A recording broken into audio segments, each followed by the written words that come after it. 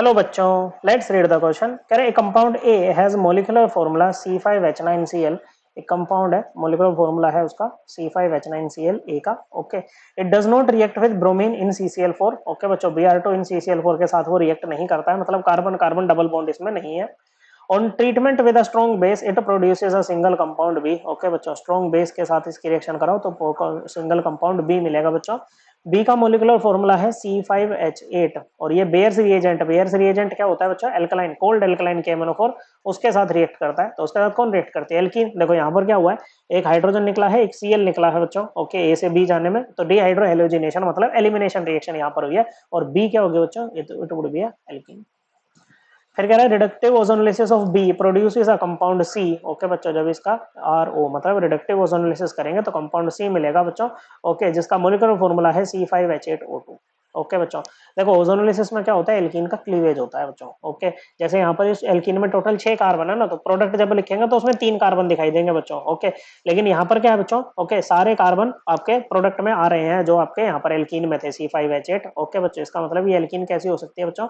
Cyclic alkene आपके पास में हो सकती है। ओके बच्चों, तो जब ये टूटेगी ना बच्चों तो ये सारे कार्बन प्रोडक्ट में आपको दिखाई देंगे। ओके बच्चों, हालांकि देखो यहाँ पर भी सारे प्रोडक्ट में होते हैं, लेकिन कंपाउंड जो है, जैसे सिंगल सिंगल कंपाउंड देखेंगे तो वहां पर 3-3 कार्बन जाएंगे बच्चों। ओके, ये हो गया। अब यहाँ पर देखो बच्चों कि बी, ये इसका मतलब है कि ए जो है ना वो साइक्लिक कंपाउंड है।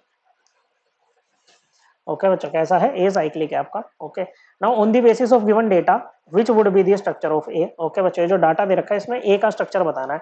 तो पहली बात तो ए में कार्बन कितने हैं बच्चों? 5। यहाँ पर कार्बन कितने हैं? 4, तो ये एलिमिनेट हो गया बच्चों। यहाँ पर कितने हैं? 1 2 3 4 कार्बन है बच्चों। ओके, सो ये भी आपका एलिमिनेट हो गया, या तो ये है या फिर ये है। अब यहाँ पर एक बात ध्यान देना, जब ए को आप ट्रीट कर रहे हो स्ट्रॉन्ग बेस के साथ में तो आपको सिंगल कंपाउंड बी मिल रहा है। ओके बच्चों, और एलिमिनेशन रिएक्शन होगी बच्चों। जैसे Cl है, ओके, ये वाला कार्बन आपका अल्फा है, इससे नेक्स्ट कार्बन आपके बीटा होते हैं। बीटा कार्बन जो होता है ना बच्चों, उसके हाइड्रोजन्स निकलते हैं। तो यहाँ पर तो दोनों साइड ही एक ही टाइप के क्या है बच्चों? आपके हाइड्रोजन है बच्चों। ओके, तो एक ही, चाहे किसी को भी निकाल लो, आपको एक ही एल्कीन मिलने वाली है यहाँ पर, ये वाली। लेकिन अगर इसमें देखेंगे ना बच्चों तो इसमें हमारे पास में 2 टाइप के बीटा हाइड्रोजन है बच्चों। ओके, अगर आप इसको निकालते हो बच्चों तो आपकी एल्कीन आएगी ये यहाँ पर, और अगर आप इसको निकालते हो बच्चों तो आपकी एल्कीन आएगी कुछ इस तरह से।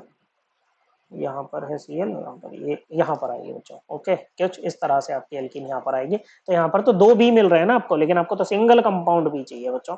ओके, तो ये हमारा आंसर होगा बच्चों, ए ये है। ओके बच्चों, क्या है? ये ए है। अब इसकी रिएक्शन आप alkaline KMnO4, cold alkaline KMnO4 मतलब बेयर रिएजेंट से कराओगे तो आपको ये मिल जाएगा बच्चों, डाईओल यहाँ पर मिलेगी। और इसका जब आप रिडक्टिव ओजोनोलिसिस करवाओगे, पहले O3 से ट्रीट करना है, फिर आपको ZnH2O से ट्रीट करना है, तो आपको ये प्रोडक्ट यहाँ पर मिल जाएगा। ओके, देखो इसमें 5 कार्बन है। ओके, 1 2 3 4 और ये 5वां बच्चों। ओके, और ये हमारा सी रहेगा बच्चों। हाइड्रोजन 1 2 3 4 5 और 3 यहाँ पर 8 बच्चों। ओके, और ऑक्सीजन कितने हैं? ऑक्सीजन है 2। ओके, तो बन गया ना C5H8O2। सो करेक्ट आंसर क्या रहेगा बच्चों? Correct answer option 2। I hope आपको एकदम क्लियर हो गया होगा। थैंक यू बच्चों।